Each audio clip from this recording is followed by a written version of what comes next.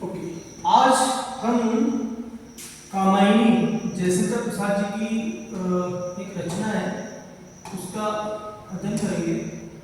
थोड़ा कामायनी को देखते हैं। कामायनी क्या है कि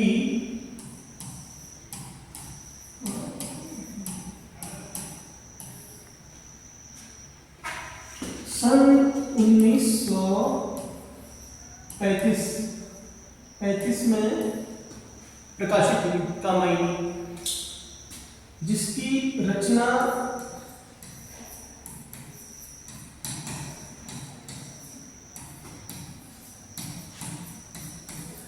जयशंकर प्रसाद जी ने कामायनी की रचना की।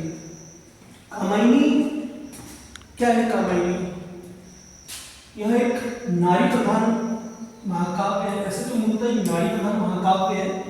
तो इसके जो मुख्य पात्र हैं, मुख्य पात्र जैसे इसमें है एक मुख्य पात्र, इसमें श्रद्धा है, श्रद्धा। दूसरे इसके जो मुख्य पात्र है वो है मनु, और तीसरा जो पात्र है इसमें वो है पीड़ा।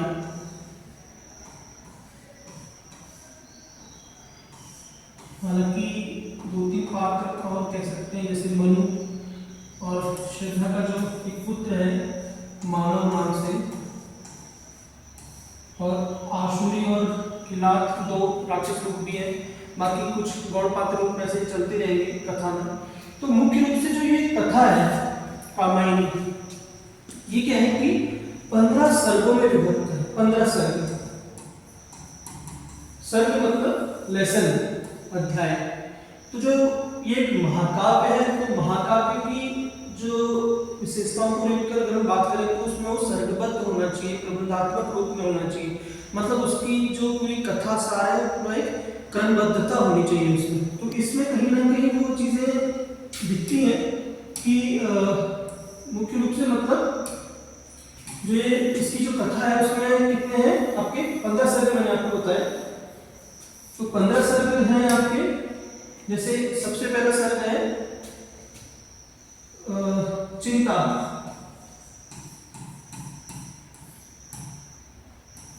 आशा, श्रद्धा। चिंता, आशा, श्रद्धा, काम,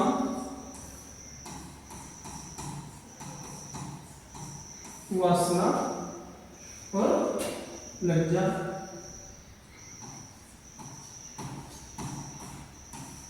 कर्म,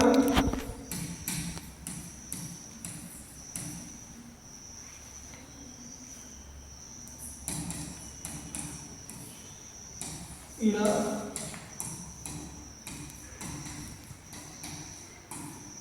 स्वप्न,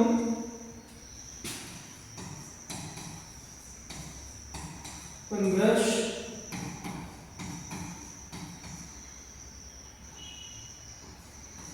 निर्वेद, कर्म, ईर्ष्या या स्वप्न, संघर्ष, निर्वेद।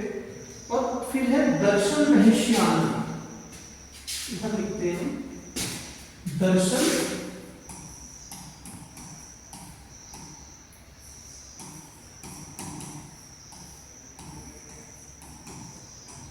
आनंद। तो ये इसके 15 सर्ग होंगे। 1 2 3 4 5 6 7 8 9 10 11 12 और ये 13 14 15। तो ये जो पूरी कथा है मूल रूप से मतलब इसमें क्या है कि पहला सर्ग आपका चिंता, चिंता, और जो अंतिम सर्ग है वो है आनंद। तो कह सकते हैं कि चिंता से आनंद,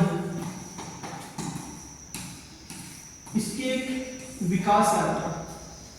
चिंता से आनंद की जो ये विकास यात्रा है ये कामायनी का मूल है। अब चिंता कैसे जीवन, जिसकी कथा का जो पूरा सार है, मनु मानव सभ्यता का एक एक ही पुरुष बचा हुआ है, मनु, और बहुत बड़ा एक जल प्लावन हुआ है पृथ्वी पर, और मनु बचे हैं और एक महिला के रूप में, स्त्री के रूप में श्रद्धा बची हुई है। निराश मनु जीवन से, पूरी सभ्यता, मानव सभ्यता पूरी नष्ट सी हो गई है, तो एक मनु रूप में बचे हैं। श्रद्धा और मनु की मुलाकात होती है। श्रद्धा अर्थात जो नारी पात्र है, मनु को, निराश मनु को जीवन की दिशा में बढ़ने के लिए आगे प्रेरित करती है और कहती है कि तुम और मैं ही दोनों ही बचे हैं इस धरती पर, और हम अब मानव सभ्यता का पूरा जो जिम्मेदारी है, पूरा दायित्व हम पर ही, हम मिलकर आगे की जीवनचर्या को चलाएं और अपने हृदय के मधुर भावों को मनु को समर्पित करती है। मनु हालांकि मानते तो है कि ठीक है, परंतु कुल मिलाकर मनु भी जीवन की ओर प्रेरित होते, तो धीरे धीरे क्रम बढ़ता रहा।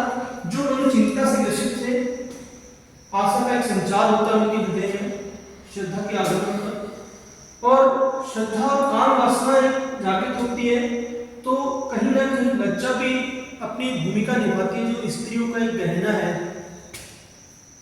श्रद्धा को कर्म के प्रेरित करने के लिए, बढ़ने के लिए, कर्म भी एक दिशा है जीवन में, कर्म परिश्रम करने के लिए, अपने जीवन में एक सही दिशा को प्राप्त करने के लिए। ईर्ष्या का भाव मन का एक मनोगत भाव है। हालांकि पूरे ही जितने भी 15 सर्गों की कथा रची बसी है, तो मनोगत भावों पर ही है। पूरी कहानी प्रतीकात्मकता को लिए हुए है, लाक्षणिकता को लिए हुए है। मनोविज्ञान एक महाकाव्य है। ईड़ा का एक इसमें भागीदारी आपकी, ईड़ा भी क्या है, बुद्धि की प्रतीक है, बौद्धिक।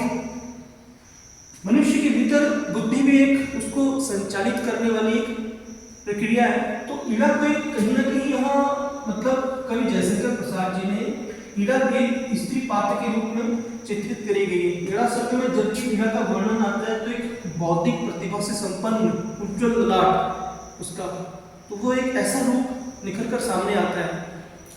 तो कहीं ना कहीं मन जब श्रद्धा को छोड़कर ईड़ा के पास गए होते हैं, तो वो ईड़ा पर भी एक कुदृष्टि के रूप में इस प्रकार की उनकी दिशा दृष्टि रहती है। ईड़ा एक बुद्धि की प्रतीक है, तो वहां भी मनु के साथ एक साक्षात्कार होता है, वहां उनको जीवन के प्रति प्रेरित करती है और सब कार्य के प्रति करती है कि जीवन क्या है, आपको जीवन के रूप में किस रूप में चीजों को समझना है। मैं तो आपकी एक प्रजा हूँ, संतान हूँ। मनु को भी कहीं ना कहीं आत्मग्लानि होती है और श्रद्धा इस बीच उनको ढूंढ ही रही है। जो हम आगे के देखते हैं सर, स्वप्न होता है श्रद्धा को कि मनु की क्या स्थिति है, एक पूरे अरसद प्रदेश में क्या चल रहा है, एक संघर्ष की स्थिति है। मनु को फिर एक आत्मग्लानि सी होती है एवरेस्ट शहर में। अंततः श्रद्धा उनकी खोज में है, मनु चले गए फिर हिमालय पर्वत की दिशा में, तपस्या में लीन है। दर्शन एक जीवन की ओर, जीवन जगत और सांसारिक मनोभावों को देखने का एक दिशा दृष्टि है। और रहस्य, कई रहस्यों का इसमें एक उद्घाटन होता है। बड़ी एक सुंदर पंक्ति है रहस्य में कि ज्ञान दूर कुछ क्रिया भिन्न है, इच्छा क्यों पूरी हो मन की। ज्ञान दूर कुछ क्रिया भिन्न है, इच्छा क्यों पूरी हो मन की। एक दूसरे से न मिल सके, यह विडंबना है जीवन की। तो रहस्य सर की ये बात कि मनुष्य की जो है भाव वृत्ति और कर्म वृत्ति और ज्ञान वृत्ति, तीनों बातें जो महत्वपूर्ण है कि मनुष्य की भाव वृत्ति, कर्म वृत्ति और ज्ञान वृत्ति। तो ये क्या है, एक प्रकार से उसका एक समागम है जीवन का कि ज्ञान वृत्ति, ज्ञान, भाव और कर्म, इन तीनों में क्या है, सामंजस्य नहीं है। ज्ञान दूर कुछ क्रिया भिन्न है, इच्छा क्यों पूरी हो मन की। एक दूसरे से न मिल सके, यह विडंबना है जीवन की। तो रहस्य शब्द की एक अपने आप में बहुत अच्छी बात यह है, यही बात जयशंकर प्रसाद जी समझाना चाहते हैं अपनी कामायनी के माध्यम से, मनुष्य में अगर ज्ञान, भाव और कर्म तीनों का समन्वय हो जाए तो जीवन चिंता से आनंद की जो विकास यात्रा है मतलब ये सफल हो जाए। आनंद की विकास यात्रा का यही कामायनी का मूल है। अंततः मिलते हैं बाद में श्रद्धा मनु और जीवन के विकास और उसकी कथा कुछ आनंद सर्ग में अपनी दिशा की ओर बढ़ती है। तो यह कामायनी जो है जयशंकर प्रसाद की रचना अपने आप में एक आधुनिक हिंदी कविता का उत्कर्ष भी है। कवि जयशंकर प्रसाद की लेखनी का चरमोत्कर्ष भी है। मतलब कहा झरना झरना आंसू लहर कामायनी, ये इनका क्रम है काव्यों का। झरना से वो लिखना प्रारंभ करने से 1918 से जब प्रकाशित हुई थी यह रचना, और 1935 में कामायनी तक जब पहुंचते हैं वो, तो कवि की जीवन दृष्टि, युग दृष्टि और मूल्यबोधों को लेकर, समसामयिक मूल्यबोधों को लेकर भावी मनुष्य समाज को एक नई दिशा देता है उनका यह काव्य। मूलतः जो तीन बातें हैं वो बहुत महत्वपूर्ण बात है अपनी कामायनी की। मनुष्य की भाव वृत्ति, कर्म वृत्ति और ज्ञान वृत्ति, इनमें समन्वय होना बहुत जरूरी है। हम जो बोलते हैं क्या हम वो करते हैं, जो हम करते हैं वो क्या होता है। अगर वही सब हो जाता तो जीवन में व्यक्ति अपने लिए रचना संसार बन लेता। तो इस बात को थोड़ा सा हमको ध्यानपूर्वक पढ़ना है। हालांकि कामायनी की जो पहली पंक्ति है, हेमगिरी के उत्तुंग शिखर पर बैठ सिला की शीतल छांव, एक पुरुष भीगे नयनों से देख रहा था प्रलय प्रवाह, नीचे जल था ऊपर हिम था, एक तरफ था एक सदन, एक तत्व की ही प्रधानता, कहो उसे जड़िया चेतन। कुछ इस तरह के भाव प्रारंभिक पंक्तियों में ही जो चिंता शब्द से प्रारंभ होता है, यहाँ से प्रारंभ होते हैं। तो यह कविता तो पूरी कामायनी का रचना संसार है। चिंता, आशा, श्रद्धा, काम, वासना, लज्जा, कर्म, ईर्ष्या, लीला, स्वप्न, संघर्ष, निर्वेग और दर्शन, रहस्य, आनंद। तो चिंता से जो आनंद की विकास यात्रा है, यही हमारी आपकी पूरे भौतिक जगत की आज की भी चिंता से आनंद की विकास यात्रा चल रही है। अपने सुख संसाधन के लिए मनुष्य कई संसाधनों को, कई भौतिक संसाधनों को एकत्र करने की कोशिश कर रहा है, संचित करने की कोशिश कर रहा है। कितना वो संचित कर पाता है, कितना चीज़ों को भोग पाता है, यह तो जीवन की दिशा दृष्टि तय करेगी। हर चीज़ भोगना तो संभव नहीं है जीवन के लिए।